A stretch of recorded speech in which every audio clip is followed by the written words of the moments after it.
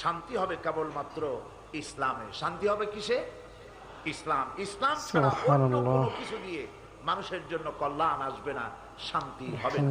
সেজন্য আমি আজকে আপনাদের সামনে সেখান থেকে আলোচনা করতে চাই যে জায়গায় আমরা গলত করেছি। আমরা যেখানে গলত করেছি, আমরা যেখানে ভুল করেছি, সেই বিষয়টিকে আলোচনা করে আমাদের জীবনের মোড়কে ঘুরিয়ে নিতে চাই, জীবনটাকে শুধরে নিতে চাই, জীবনটাকে ভালো করতে চাই।